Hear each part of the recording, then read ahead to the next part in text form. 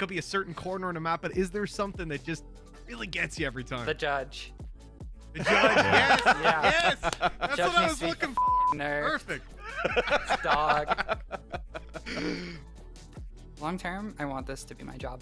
I want to succeed. I want to be one of the best in the world, and I want to get to that point. I quit my job to do it. TSM as well. Okay. Yeah. So, I personally, like, my predictions, TSM wins this whole event.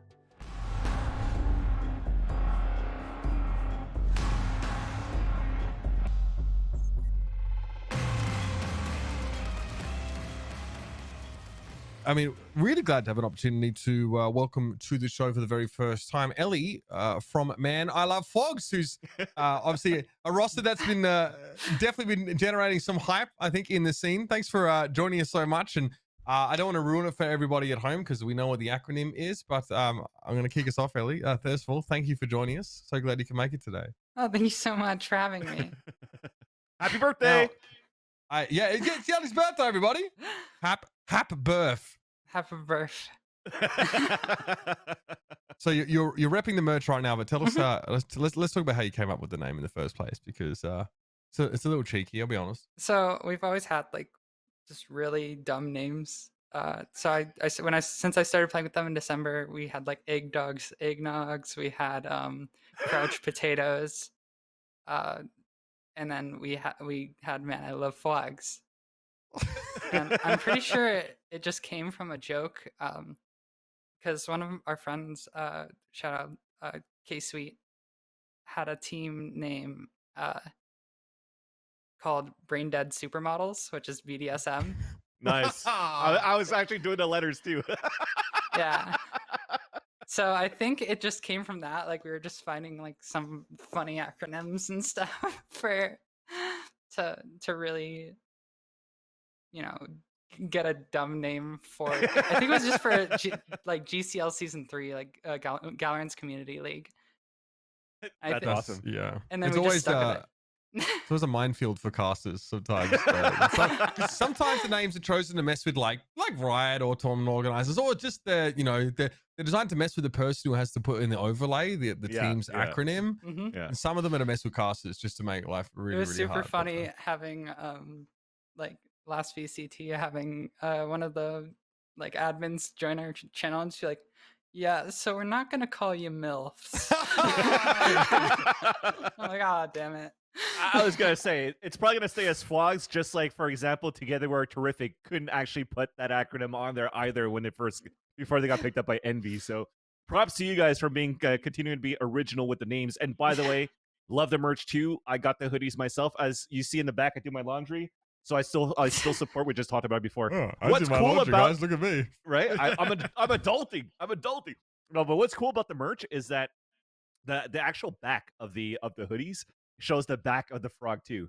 So it's actually a pretty cute design. So make sure you guys check it out. But to get back on topic, right, and continue with the questions, because we talked about how the name got together, but how did the team got together as well, Ellie? Because I think at this point, from my understanding, not everybody comes from like an FPS background. So how did that come about? And then where was that moment where it was like, oh, we actually have a potential to be like a top contender and a top team in Valorant?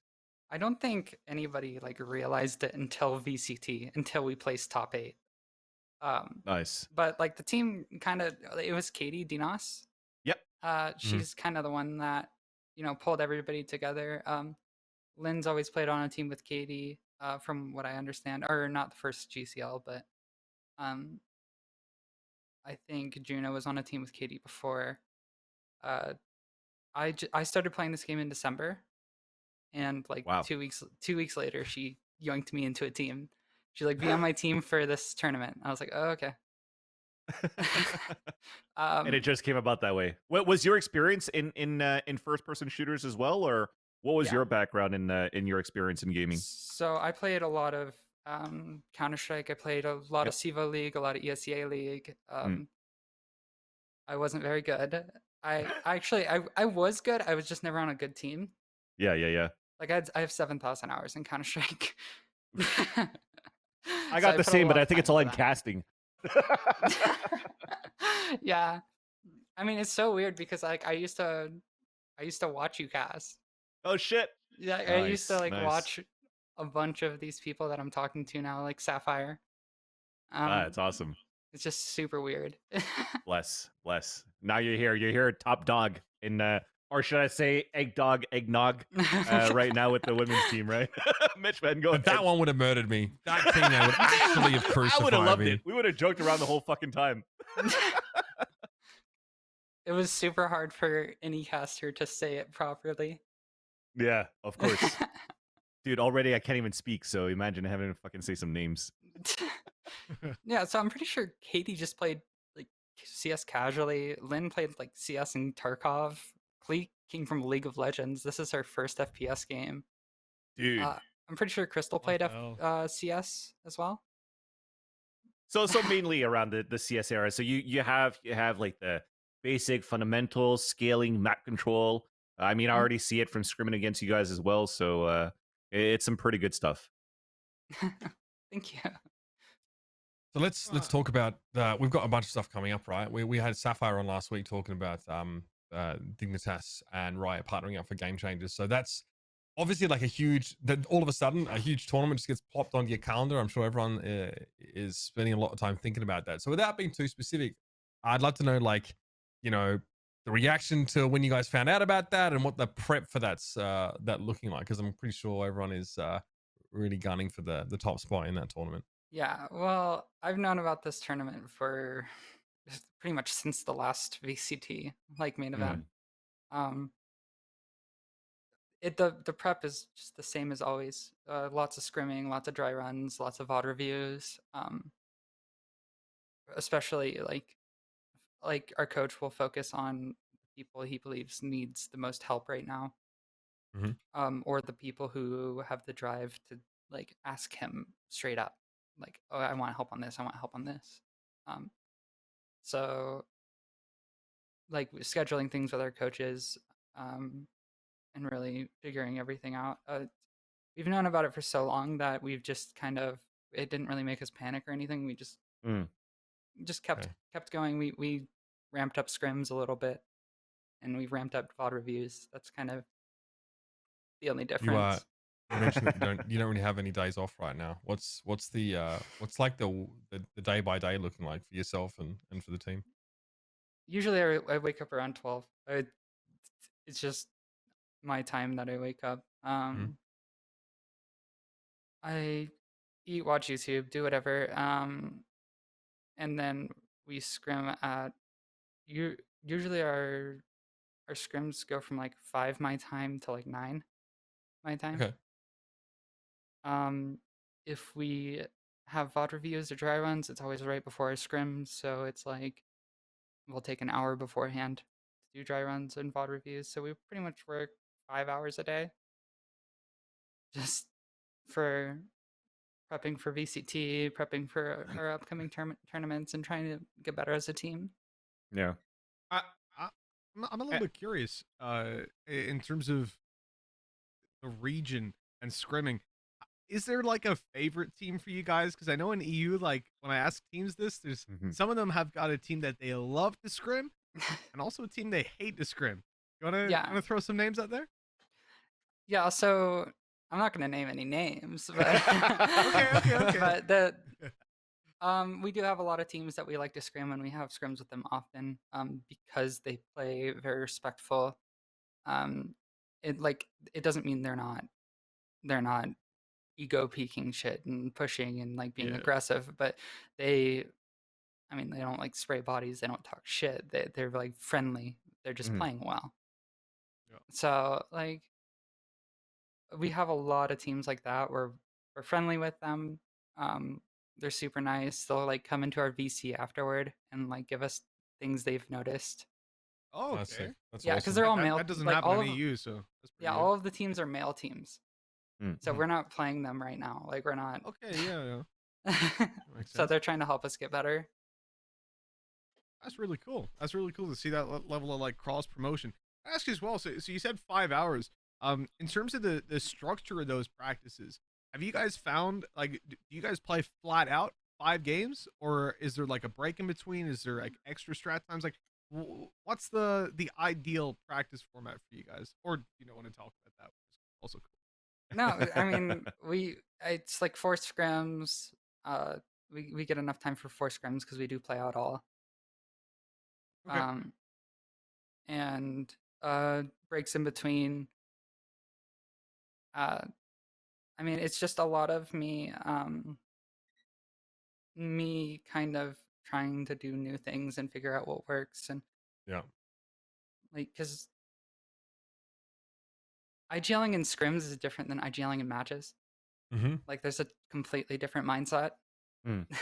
And you've probably, like, if you've seen our scrims, if you've seen our matches, you know that there's like a distinct difference. Mm-hmm. And it's because I Mhm. stick with what works in matches, but in scrims I'm just messing around trying to find like weaknesses, like figuring out where I can poke holes and how I can do it. Yeah, Yeah, you feel definitely. like I don't you want to can play you in a probe it match. more. If I'm already getting shit on in scrims, I don't want to play you guys in a match right now too. So, but I guess also to chime into what Mitchman's saying too. I know it's like 5 hours in terms of like dry runs and 4 scrims, but this is potentially just as a group. So outside of the 5 hours, there's probably more hours individually of just playing ranked, plugging or whatnot, and watching VODs individually to like continue to improve and bring new ideas. I guess a little bit more, right? So speedrun ideas actually, is it mainly you that comes up with the ideas in the scrims, or do you get a little bit more from your teammates as well, in terms of, hey, I've seen this in a certain VOD, we should try this out as well? It's with Lynn, especially for more aggressive plays. Lynn comes up with them. I like having Lynn just kind of call what she wants to do and having people support around her, because it makes like the attack or the plan easier because she knows what she's going to do. As long as we have this util in certain areas, we're fine, and she'll get away with a free kill, at least one. So Awesome. I'm curious, actually. You're saying Lynn's coming up with the strategies. You said earlier, right? Lynn's background is in League, right? No, Lynn's background was in Oh, CS and mixed it up. Tarkov. All right, okay. But Yeah, she's still, just a zoomer though, and she's like, I want to peek here. So, and I'm like, Fair, okay, well, fair. we dart here. We do these smokes. Smokes Would've first, segued in. shooty later. It would have segued in nicely, but I guess it works anyways. Having a player whose background is in League, having Counter-Strike, having Tarkov, having all these different games, you find like it's very valuable to have that extra level of depth, because it was a conversation way back in beta, like right at the start. In Europe, we had a lot of PUBG Mobile players, we had a lot of Overwatch players, and then obviously Counter-Strike being the predominant force, being the superior esport that it is. We had a lot of that. I'm curious for you, like, do you think like 5 Counter-Strike players, a little bit of Overwatch, a little bit of PUBG, is it valuable to have that extra background? I think the different games do help. The slower paces, like in CS Pugs, you just basically hold W. You don't like play defaults. In League of Legends, I've never played the game, but from what I understand, it's a lot of holding back until the right moment. So like a mix of that. Our coach has a lot of experience in CS. He's like really good at Val. Lots of time spent like on teams. Like there's the team Espread right now. That was his old team. He quit playing on that team to coach us full time. Nice. That's awesome. So, we recently heard that, I think it was Annie that said that she was actually going to drop her masters and sort of pursue Valorant in more of a full-time capacity.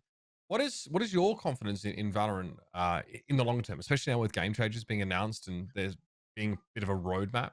Are you in a similar boat and feeling like you can sort of commit in the longer term?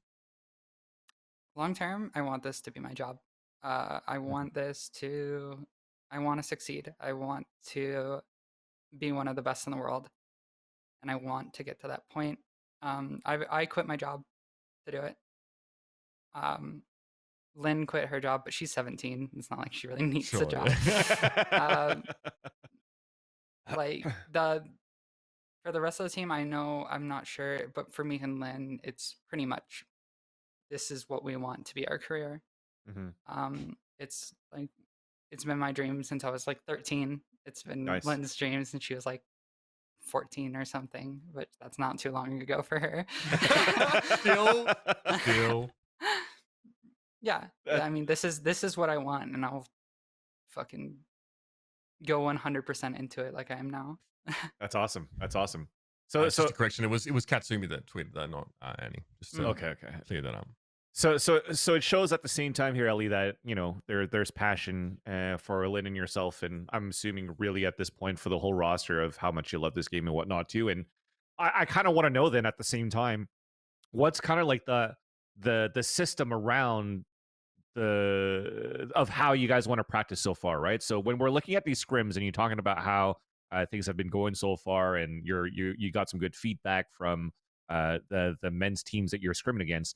How's the ecosystem around the practice for you? Like, do you find them just on Discord? Is it good enough for you? Is there any like type of feedback you'd like to give Riot, or like to anything you want to expand on that could help you in terms of that journey to continue to practice? There's a lot of, I mean, like a 5-person queue would obviously be like a ranked 5-person queue would obviously be supreme for something like that, where it takes an effect individual MMR. But like mostly we just find it in like a lot of the hidden discords that some people don't have access to. So I think that's where we find most of our scrims. Okay. So they're I'm good not quality. the best person to ask because Juna schedules everything. Well, that's good. She's hands off for that, and you could just work on fragging and just being the best at what you could be. She's really good at like just taking all of that pressure off of us. I'm a little bit curious actually, because we were on the conversation of 5-man queues within the game, right? And 100% agree. I want those as well. The one bad thing about me actually getting a high rank at last, but the thing that I will say within the game, coming from Counter-Strike, you coming from Counter-Strike as well, I'm curious to see outside of queues and those sort of things in the game on the server, like agents, maps, those sort of things. What's the one thing that really just pisses you off about Valorant in comparison, like coming from a CS background? Is there something that you fucking hate? It could be a sky flash, it could be a certain corner on a map, but is there something that just really gets you every time? The judge. The judge, yes, yes. That's Judge what I needs was to be looking for. fucking nerfed. Perfect. Dog. Perfect. Thank you. So there we go. That's a blind test right there. We've asked a professional player what they think, and the judge is number one. Get it done, Riot. Come on. My girlfriend's gonna hate me for saying that. She abuses the hell out of it. Hey man, Vanity was mentioning before, like if it's in the game right now and you're good with it, why not use it, right? If it's gonna help you win some rounds. And it's the same thing as when we're talking about evolving with the meta. It's if people are playing post-plant meta with a Viper, and they're playing like deniability and suppressing agents such as Astra, then why wouldn't you want to switch over to a gun that's going to be fairly popular for a bit, which is the Judge, when people have been abusing Spectre and Frenzy the previous patch before that, and et cetera, et cetera, et cetera, et cetera, right? So yeah, exactly.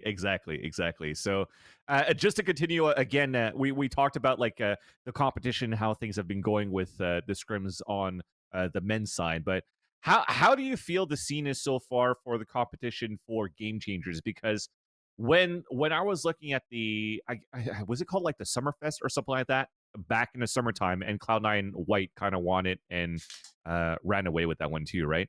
But you're looking at the Ignition Series event? The Ignition Series event from last summer, right? And it kind of like blew everybody out of the water from that tournament.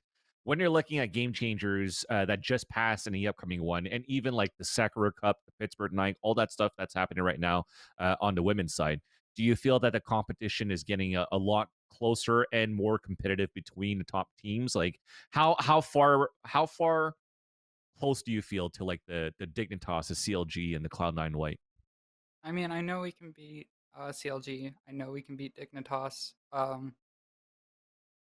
White's a different Beast and same with TSM. TSM I as well. know- Okay. Okay. Yeah. So I personally, like, my predictions, TSM wins this whole event. You mean Fwogs? You misspelled TSM. I think we can get. I want to play against them in the finals. Awesome. Awesome. They're awesome. scary though. Like, I've seen their VODs. I've seen some of their like plays. You know, I've Yeah, seen yeah, what yeah. they can do. They Yeah. are very, very scary right now. That's Okay. interesting. Interesting. Interesting. Yeah, we might actually start to see things getting then mixed up, because I think a lot of people who aren't involved in the scene are probably still expecting Cloud9 White to be quite dominant. Mhm. So that's good. That's nice. So obviously I think you brought them up as well. We just had we had the Visionaries tournament series where Yeah. Bill Butter also Built turned butter. up and Yeah. showed that they were here to frag. So that's great. I mean, I can't wait for Game Changers. I think it's going to be fantastic.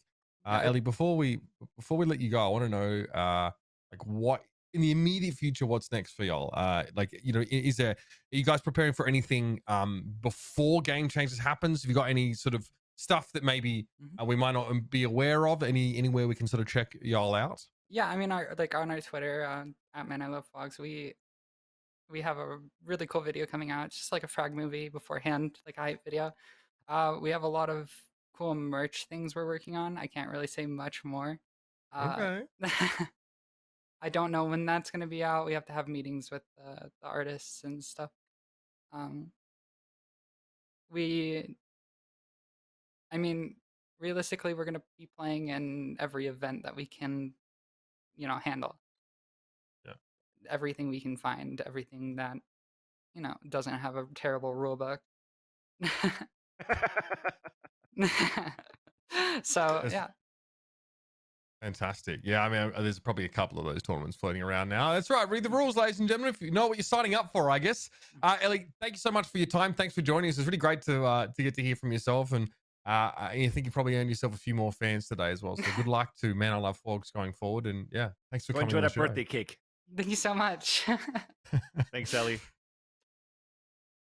All right, that was fantastic. Great to get to chat with Ellie, and I look forward to tracking that team's progress. I think she sort of mentions that, you know, there's definitely a bit more parity that's starting to emerge in the female Valorant scene, which is great. I didn't expect sort of TSN to be sort of touted so highly. We know that Gen G, Bill Butter, and obviously Man Love Fwogs are also in the mix. So this is great. I shouldn't have been surprised, but I am with just how many different teams have materialized so quickly, and I think that's in and of itself evidence of, you know, something like Game Changers being really necessary and also really beneficial.